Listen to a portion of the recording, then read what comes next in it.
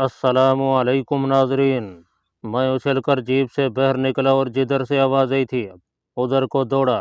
मैंने एक इंसानी शय को नशे में साउल की तरफ भागते हुए देखा। यकीनन उसने मुझे ट्रांसमीटर पर बातें करते देख लिया था। बहुत जल्द मुझे अंदाज़ा हो गया कि वो मुझसे तेज़ नहीं भाग सकता। चंद एक छलांगों में मैं उसके सर पर था। मैंने अपने आप को उसके ऊपर गिरा दिया और उसकी गर्दन को अपने बाजू के शिकंजे में ले लिया। मैं उसे झटका देकर हलाक करने ही वाला था कि मुझे महसूस हुआ कि उसकी गर्दन एक तरफ को अपने आप ढलकती जा रही है। पहले तो मैं ये समझा कि यह कमज़ोर सा आदमी हो सकता है। गर्दन में मेरे बाजू के पड़ते ही उसका हार्ट फेल हो गया हो, मगर जब मैंने उसे गौर से देखा तो उसके होंठों से सफ़ेद झाग निकलना शुरू हो गया था। मैंने बाजू उसकी गर्दन से निकाल लिया और उसकी गर्दन ढल गई। वो मर चुका था। यह यकीनन से नई तकरीबकार था जिसने ये देख कर कि अब वो बच नहीं सकता, कोई जहरीला कैप्सूल खा लिया था। उसका जिस्म दुबला पतला और घुंघरियाले सियाह बाल सनहाली लोगों की तरह थे। मैंने उसे उठाकर कंधे पर रखा और अपनी जेब में डाल दिया। फिर उसकी वर्दी की तलाशी ली। उसकी जेब से सिवाय एक माचिस और बेड़ियों के आधे इस्तेमाल शुदा बंडल के और कुछ बरामद न हुआ। मैं इस तकरीबकार की लाश को बंदरगाह वाले ऑफिस में ले आया और मद्रासी जेटी ऑफिसर को फ़ोन करके वहां बुला लिया। उसने लाश देखी तो फौरन बोला, यह सनहाली है।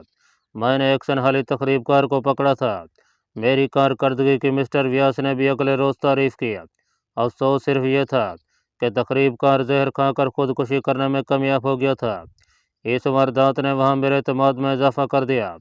अब मैं जिस वक्त चाहे जीप लेकर राउंड पर निकल सकता था, लेकिन अब मुझे इसकी ज़रूरत नहीं थी क्योंकि बांस ने मुझे किसी भी किस्म की मदद पहुंचाने से माजूरी का इजहार कर दिया था और मुझे उससे ट्रांसमीटर पर फौरी रब्ता पैदा करने की कोई ख़ास ज़रूरत नहीं थी। दूसरे रोज़ भी खाड़ी के समंदर में रेड बंस की तलाश ज़ोरों शोर से जारी रही। समंदर की तरह से करैन की मशीन कीचड़ भरे फौलादी लकड़े बाहर निकाल रही थी। गोताखोर थोड़ी थोड़ी देर बाद नीचे जाते थे। मैं बेहद मुस्तरब था। किसी भी वक्त कीचड़ में फंसा हुआ रेड बक्स बाहर निकाला जा सकता था। उस रोज़ 2 घंटे तक काम हुआ और गोताखोरों ने दूसरे रोज़ के लिए काम मुलतवी कर दिया।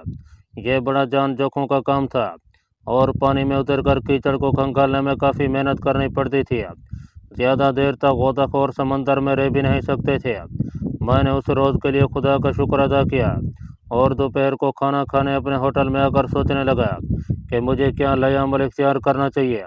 वक्त गुजरता जा रहा था। मेरे पास ज़्यादा वक्त नहीं था। मुझे जो कुछ भी करना था जल्दी ही करना था। समझ में कुछ नहीं आ रहा था। सोच के आसमान पर धुंध छा रही थी। कोई मंसूबा वाज़ेह और साफ होकर सामने नहीं आ रहा था। जब मेरे जहन में कोई तरकीब न आई तो तंग आकर मैंने फैसला कर लिया कि किसी गोताखोर से रब्ता पैदा किया जाए। उसे भारी रिश्वत की पेशकश करके अपने साथ मिलाने की कोशिश की जाए। अगर वो राज़ी हो गया तो फिर रुपयों का बंदोबस्त कर लूँगा। वक्त बेहद कम था, किसी भी वक्त हो सकता था। रेड बस की जो तलवार मेरे सर पर लटक रही थी अब उसकी नोक मेरे सर को छूने लगी थी। मैंने गोताखोरों की शिकलें अपनी आंखों के सामने लानी शुरू कर दी और मैं एक मरहट्टा था, बड़ा खामोश तिबे और कमज़ोर सा था। यह मेरे दाम में फंस सकता था। दूसरे दिन सुबह 10 बजे काम शुरू होता था। मैं दिल में नया मनसूबा लिए बंदरगाह पर पहुंच गया। गोताखोर समंदर में गोता लगाने की तैयारियां कर रहे थे। करैन का कुंडा समंदर में गिरा दिया गया था। मैं और मिस्टर व्यास और जेटी ऑफिसर लोहे की कुर्सियों पर बैठ गए। मेरी निगाह उस मरहट्टा गोताखोर पर जमी हुई थी जिस पर मुझे अपना जाल फेंकना था। यह कमज़ोर सा मरहट्टा गोताखोर अपने एक साथी की मदद से चेहरे पर ऑक्सीजन मास्क चढ़ा रहा था। उस वक्त कोई बात करने का सवाल ही पैदा नहीं होता था। मैंने सोचा जब काम से फारिग हो जाएगा तो इसके क्वार्टर पर जाकर मुलाकात करूंगा और उसे वहां से निकाल कर किसी गुमनाम जगह पर ले जाकर बड़े तरीके से उसके दिल को टटोलूंगा। मैंने उसे 1 लाख रुपए रिश्वत देने का फैसला किया था। दिल्ली वाले बैंक में मेरे हिसाब में 10-15 हज़ार रुपये जमा थे और मैं पांडेचेरी वाली शाख से निकलवा कर उसे पेशगी अदा कर सकता था। मेरे देखते ही देखते 2 गोताखोर समंदर में उतर गया। उनमें मेरा टारगेट यानी मरहट्टा गोताखोर भी था। मिस्टर व्यास कहने लगा, अगर आज हम अपने मिशन में कामयाब न हुए तो मुझे मुंबई से दूसरे गोताखोर मंगवाने पड़ेंगे। वो लोग बाहर के तरबियत याफ्ता हैं। मैंने कहा, भगवान ने चाहा तो आज हमें रेड बग ज़रूर मिल जाएगा। मैंने ये बात बादल नखास्ता कही थी मगर शायद वो दुआ की कबूलियत की घड़ी थी। अचानक क्रेन वाली रस्सी जोर जोर से हिली। क्रेन ने काम शुरू कर दिया। इसके साथ ही दोनों गोताखोर पानी से बहरा गया। ट्रॉलर पर आते ही उन्होंने मास्क उतारा और हाँफते हुए उनमें से एक बोला, रेड बक्स मिल गया है।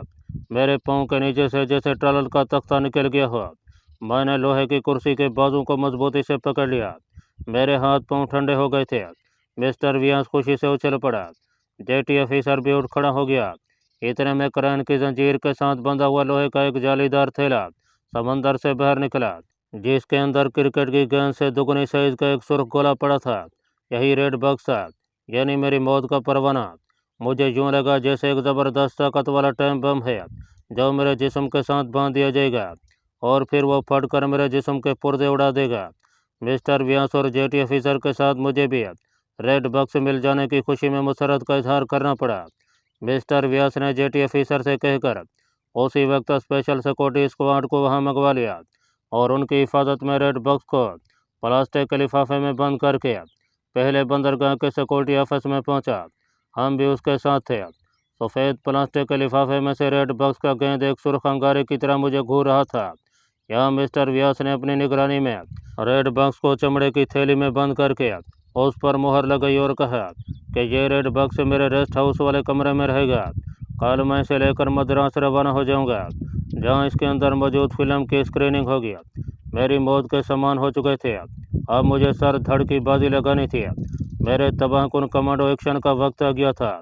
मेरे पास सिर्फ एक रात थी और इस एक रात में मेरी ज़िंदगी या मौत का फैसला हो जाना था। रूसी मशीर तमेजी भी रेड बक्स की बाजियाबी का सुनकर वहां आ गया। वो भी बहुत खुश था। रेड बक्स के थैले को हिफाजी मसल्ला गार्ड की निगरानी में रेस्ट हाउस में पहुंचा दिया गया। मिस्टर व्यास ने थैले को लोहे की अलमारी में सबके सामने रखा और फिर ताला लगाकर चाबी अपने बटुए में रख लिया। और रूसी मुशीर ने मिस्टर व्यास को मशवरा दिया कि रेड बक्स के थैले को किसी बैंक के लॉकर में रखवा देना ज़्यादा मुनासिब होगा। मैं सन्नाटे में आ गया, मगर मिस्टर व्यास ने ज़रूरत से ज़्यादा खुद एतमादी से काम लेते हुए कहा, हम इसे यहाँ से बाहर ले जाने का खतरा मोल नहीं ले सकते मिस्टर दमेजी। रेड बक्स मेरी आंखों के सामने रहेगा। उसने उसी वक्त दिल्ली और मद्रास टेलीफोन करके खुफिया इशारों में रेड बक्स से मिलने की इतना कर दिया। मैं अभी रेस्ट हाउस में ही था कि दिल्ली के प्राइम मिनिस्टर सेक्रेटरी टंडन साहब का फ़ोन आ गया। उन्होंने मुझे ख़ास तौर पर हिदायत की कि मैं ज़ाती तौर पर रेड बक्स की हिफाजत का ख्याल रखूँ और किसी पर भरोसा न करूँ। मैंने दिल में कहा कि ऐसी हिफाजत करूँगा कि तुम लोग सारी उम्र याद रखोगे। मैंने टंडन साहब को यकीन दिलाया कि रेड बक्स इंतहाई महफूज है और अब तकरीब कारगिरों के सारे लोग पकड़ लिए जाएंगे। कल मद्रास की सरकारी लेबॉर्ट्री में असल मुजरम हमारे सामने आ जाएगा। टंडन साहब ने मुझे और मिस्टर व्यास को मुबारकबाद दी और एक बार फिर खुफिया अल्फाज में रेड बक्स की हिफाजत की हिदायत किया। दोपहर का खाना मैंने रेस्ट हाउस में मिस्टर व्यास जेटी ऑफिसर और रूसी मुशीर के साथ ही खाया। फिर आराम करने का कहकर अपने होटल में आ गया। खेल का पासा पलट चुका था। अब मुझे किसी दूसरी लाइन पर सोचना था, बल्कि सोचने का वक्त निकल गया था। मुझे इसी रात कमांडो एक्शन करना था और मैंने फैसला कर लिया कि मुझे क्या करना होगा। दोपहर के वक्त मैं होटल से निकलकर पांडेचेरी के मेन बाज़ार में गया। वहाँ एक दुकान से 4 इंच लंबे फल वाला चाकू खरीदा जो बंद भी हो जाता था। दूसरी दुकान से रबर के निस्वारी रंग के बूट खरीदे। एक जगह से स्याह चादर खरीदी। इन चीज़ों को कपड़े में लपेट कर अपने कमरे में लाकर रख दिया। मेरा कमांडो एक्शन रात 1 बजे शुरू होने वाला था। मैं सिगरेट सुलगाकर पलंग पर लेट गया और आंखें बंद करके अपने प्लान की तफसीलात पर एक बार फिर गौर करने लगा। मैं ख्याल ही ख्याल में एक किस्म की रिहर्सल कर रहा था। मैंने कई बार यह रिहर्सल किया। जब 4 बजे का वक्त हुआ तो मुँह हाथ धोकर मिस्टर व्यास के रेस्ट हाउस आ गया। मिस्टर व्यास आरामदाह कुर्सी पर बैठे अखबार पढ़ रहे थे। लोहे की अलमारी जिसमें रेड बक्स बंद था उनके बिल्कुल सामने थी। वो वहाँ से हट नहीं रहे थे। मैंने नमस्कार किया और मुस्कुरा कर कहा, मिस्टर व्यास, आपको रेड बक्स की पूरी ड्यूटी देनी पड़ रही है। व्यास ने नीचे अखबार रख दिया और कुर्सी पर पहलू बदलते हुए बोले, यह हमारी स्पेशल सिक्योरिटी का मामला है कैप्टन मेहता। मेरी जगह अगर तुम होते तो क्या तुम ऐसा न करते? मैं सामने वाली कुर्सी पर बैठ गया और सिगरेट का पैकेट निकालते हुए बोला, ऑफ कोर्स सर, क्यों ना करता। इसकी हिफाजत तो हमारी नेशनल ड्यूटी है। अच्छा किया जो आपने रेस्ट हाउस के बाहर भी पहरा लगा दिया। मिस्टर व्यास ने नौकर को चाय लेने के लिए कहा और बोले, रात को सिक्योरिटी गार्ड्स के 3 जवान पहरे पर होंगे। मैं तो आज शाम ही रेड बक्स मद्रास ले जाना चाहता था, मगर दिल्ली से 2 रूसी मुशीर और वजारत दिफा के सेक्रेटरी खन्ना साहब चंडीगढ़ में एक ज़रूरी कॉन्फ्रेंस अटेंड कर रहे हैं। वो सुबह 10 बजे ही मद्रास पहुंच सकते हैं। रेड बक्स उनके सामने ही खोला जाएगा। फिर अपनी धोती का पल्लू दुरुस्त करते हुए बोले, कैप्टन मेहता, तुम्हें भी हमारे साथ चलना होगा। क्यों नहीं सर, यह तो मेरी ड्यूटी है। कल किस वक्त यहाँ से रवाना होंगे? मिस्टर व्यास ने जवाब दिया, बहरिया का एक हेलीकॉप्टर हमें लेकर जाएगा। नेवल कमांडर से मेरी बात हो गई है। हेलीकॉप्टर सुबह 9:30 बजे हेलीपैड पर हमारा इंतज़ार कर रहा होगा।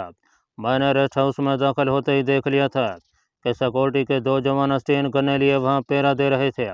इतने में चाय आ गई और हम चाय पीने लगे। मिस्टर व्यास ने खद्दर का धोती कुर्ता पहन रखा था, जो कांग्रेसियों का खास लिबास था, लेकिन वो बटुआ अब भी उसके सामने मेज़ पर पड़ा था, जिसमें लोहे की अलमारी की चाबी थी। मैंने गोताखोरों की तारीफ शुरू कर दिया। सर, अपनी नेवी के गोताखोरों का दुनिया में कहीं जवाब नहीं है। जिस तरह कीचड़ में से उन्होंने रेड बक्स निकाला है, ये उन्हीं का काम है। मिस्टर व्यास चाय का घूंट निकल कर बोले, कैप्टन मेहता, अगर सारे लोग इसी कौमी स्पिरिट के साथ काम करें तो भारतवर्ष इतना मजबूत हो जाएगा कि दुश्मन और ख़ास तौर पर पाकिस्तान उसकी तरफ आंख उठाकर बिना देख सके। मैंने सिगरेट का धुआं उड़ाते हुए कहा, सर, पाकिस्तान तो हमसे हर एतबार से बहुत पीछे है। असल खतरा मैं समझता हूँ कि हमें चीन से है। मिस्टर व्यास ने सर हिलाते हुए कहा, रूस से दिफाई पैकेट के बाद यह खतरा किसी कदर कम हो गया है, मगर असल खतरा हमें मुल्क के अंदर दरपेश है। शेख खालिस्तान का मुतालबा कर रहे हैं। इस कौम ने जितना हमारी गवर्नमेंट को परेशान किया है, इतनी परेशानी तो बड़े से बड़े दुश्मन के हाथ से भी नहीं उठानी पड़ी। और फिर वो खालिस्तान के मुतालबे पर शेखों की ज़बरदस्त मुखालफत करने लगे। इस दौरान में मैंने कमरे के एक एक कोने, एक एक शय का जायजा ले लिया था।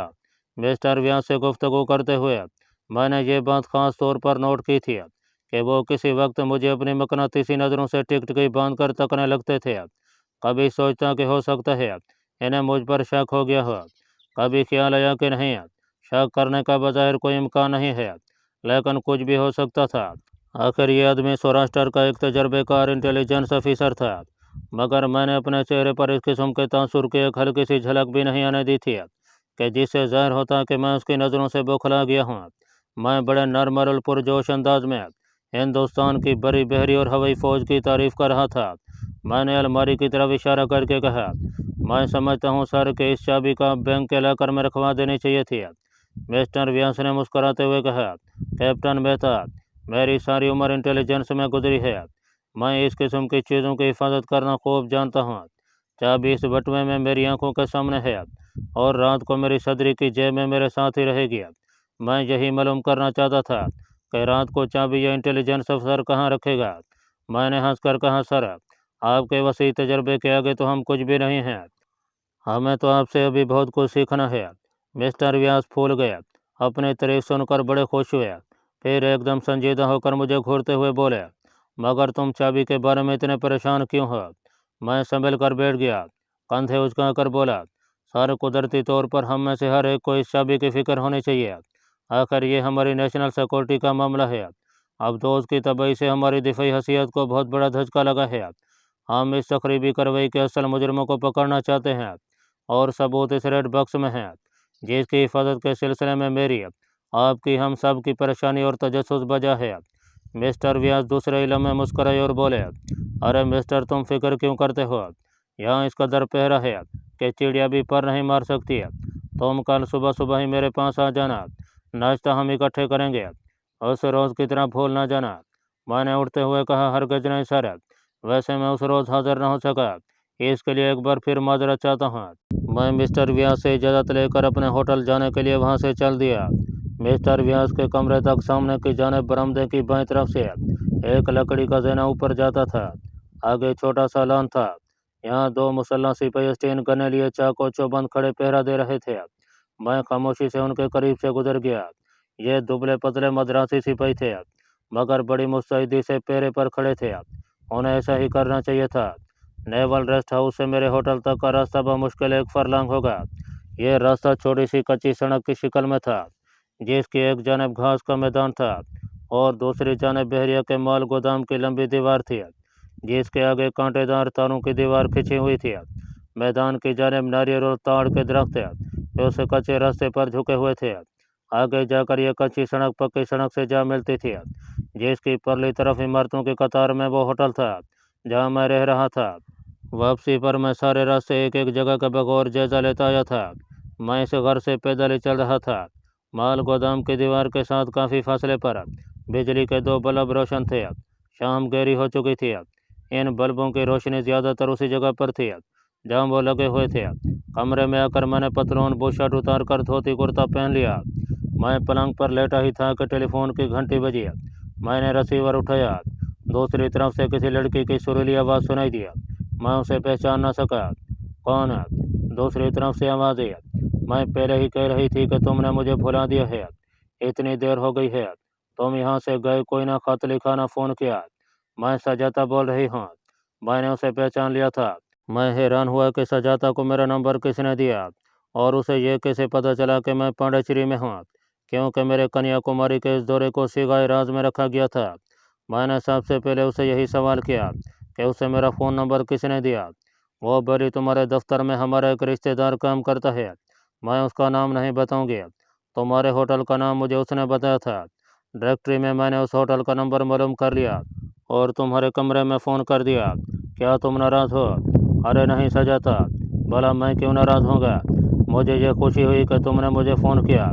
सच में यहाँ इस कदर मसरूफ़ रहा हूँ कि तुम्हें ख़त ना लिख सका, मगर तुम रोज़ याद आती थी। खैर, मैं बहुत जल्द वापस आकर मिलूँगा। इस वक्त मैं ज़रूरी काम से बाहर जा रहा हूँ। और सुनो, मैं आज ही रात यहाँ से चला जाऊँगा।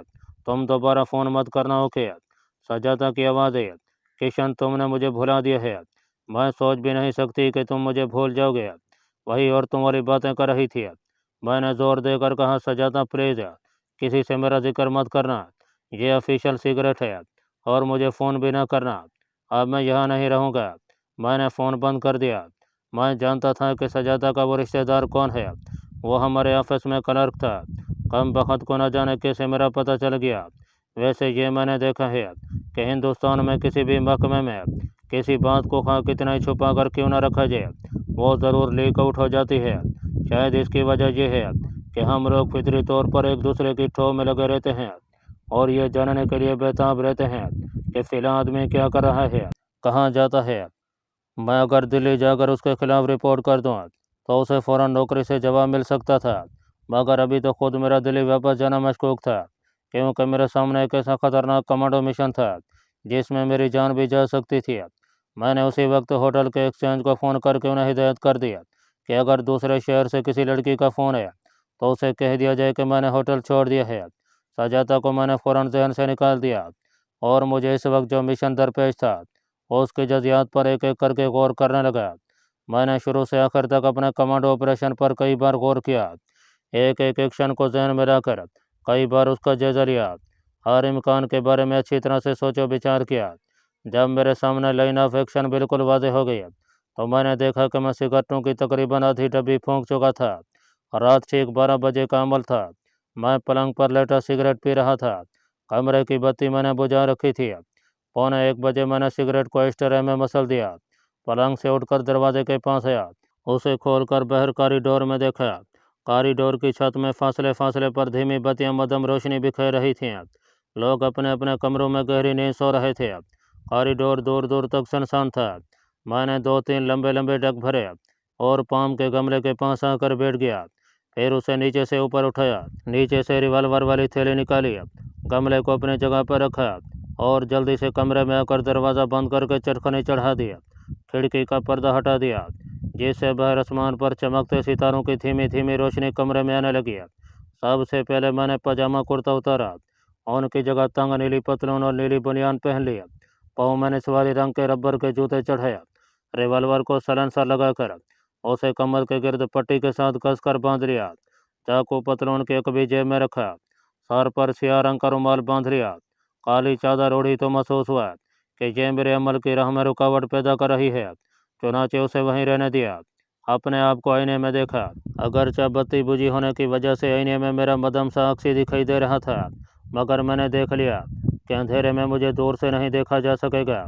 मैंने अपना कुर्ता पजामा, काली चादर और रिवॉल्वर की चमड़े की थैली पलंग के गदेले के नीचे फैलाकर छुपा दिया और खिड़की का पर्दा गिरा दिया। इसके बाद खिड़की के शीशे को ऊपर उठाकर नीचे झांका। आग से बचाव के लिए बनाया गया ज़ेना साथ वाले कमरे की खिड़की और मेरी खिड़की के दरमियान में था।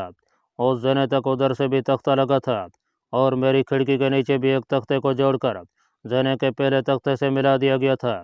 नीचे उतरने के लिए मैंने यह रास्ता मुंतखब किया था।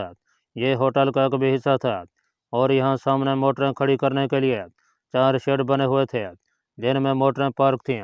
मैं खिड़की से निकलकर ज़ने पर आ गया और फिर तेज़ी से उतरता सामने वाले मोटर शेड में घुस गया। मैं नहीं चाहता था कि यहाँ से मुझे कोई जाता हुआ देखे। जब मुझे इत्मीनान हो गया कि रात के सन्नाटे में वहाँ आसपास कोई नहीं है, तो बाग की बाड़ फलांग कर मोटर शेड के पीछे से होता हुआ पक्की सड़क पर आ गया। सड़क सुनसान थी। सड़क की बत्तियां फासले फासले पर रोशन थीं। एक कार की रोशनी दिखाई दी तो मैं जल्दी से सड़क की ढलान में बैठ गया। कार गुजर गई और सड़क पर एक बार फिर अंधेरा छा गया। मैंने उठकर भागते हुए सड़क पार किया और दूसरी तरफ कच्ची सड़क पर आ गया जो नेवल रेस्ट हाउस की तरफ जाती थी। उस सड़क पर भी अंधेरा था।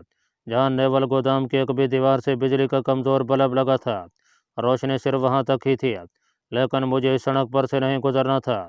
इस सड़क पर आगे रेस्ट हाउस का मेन गेट था, जहाँ बकौल मिस्टर व्यास के रात को 3 सिपाहियों का पहरा लगता था और ये तीनों बहरिया के जवान थे। ज़ाहिर है मुसल्लह होंगे। मैं बाजू वाले घास के मैदान में उतर गया और नालियों के नीचे अंधेरे में झुककर रेस्ट हाउस की तरफ बढ़ना शुरू कर दिया। जब रेस्ट हाउस की 2 मंजिला ढलानी छत वाली इमारत अंधेरे में उभरी तो मैं वहीं बैठ गया। रेस्ट हाउस की दूसरी मंजिल में रोशनी हो रही थी। ये वो कमरा था जहाँ मिस्टर व्यास रिहाइश पजीर था। रोशनी धीमी थी। लगता था कि टेबल लैंप रोशन है। मुझे मालूम था कि यह टेबल लैंप मिस्टर व्यास ने एहतियात के तौर पर रोशन किया है और ये सारी रात रोशन ही रहेगा, क्योंकि इस कमरे की अलमारी में रेड बॉक्स पड़ा है। मैंने झुककर चलना शुरू किया। मैं रेस्ट हाउस के पीछे से होकर दूसरी तरफ दीवार के साथ आकर लग गया। मैंने जरा सा सर बाहर निकाल कर देखा। बहरिया के दोनों मद्रासी सिपाही स्टेन गने लिए चाल फिर कर रेस्ट हाउस के आगे पहरा दे रहे थे। मैं हैरान हुआ कि तीसरा सिपाही कहाँ है। अचानक किसी के खंगारने की आवाज़ सुनाई दी। मैंने अक्लमंदी से काम लेते हुए वहीं बैठा रहने की बजाय अपने आप को नशे में लुढ़का दिया। मैं गार्डिनिया की बाड़ के साथ जा लगा। वहीं सर उठाकर देखा, यह तीसरा सिपाही था जो राउंड लगाता स्टेन गन कंधे पर रखे हुए रेस्ट हाउस के पीछे से उस दीवार की तरफ आ रहा था जहाँ मैं थोड़ी देर पहले मौजूद था। कुदरत मेरा साथ दे रही थी। अगर मैं वहाँ से अपने आप को नीचे लुढ़काने में ज़रा सी देर कर देता तो मामला उलट पुलट हो जाता। मैं उसे अंधेरे में सर नीचे किए देखता रहा। वो दीवार की ओर से निकलकर रेस्ट हाउस के सामने की जाने आ गया। तीनों सिपाहियों ने दो एक जुमले बोले। सिगरेट बीड़ी सुल गई। दो वहीं रेस्ट हाउस के आगे चलकर पहरा देने लगे और तीसरा सिपाही राउंड लगाने के लिए दूसरी तरफ चला गया। थोड़ी देर बाद उसे एक बार फिर रेस्ट हाउस के पीछे से होकर वहीं आना था। मैं सांप की तरह रेंग कर अगबी दीवार के दरमियान में से एक दरख्त की आड़ लेकर पंजों के बल अंधेरे में बैठ गया। यहाँ मच्छर भन भना रहे थे। वो मुझे काटने लगे, मगर मैं हरकत नहीं कर सकता था क्योंकि मद्रासी सिपाही के साय को मैंने अपनी तरफ बढ़ते देख लिया था। वो दीवार के साथ साथ होकर चला रहा था और उसके फौजी बोटों के नीचे पत्थरों के छोटे छोटे रेजों के कुचलने की आवाज़ पैदा हो रही थी। चाकू खोलकर मैंने अपने सीधे हाथ में इस तरह पकड़ लिया था जिस तरह हम कमांडो ट्रेनिंग के दिनों में फर्जी दुश्मन पर झपटने के लिए पकड़ा करते थे, मगर ये असली दुश्मन था। यही वजह थी कि चाकू के दस्ते पर मेरी गिरफ्त बहुत मजबूत थी। मैं कमांडो अटैक के लिए बिल्कुल तैयार था।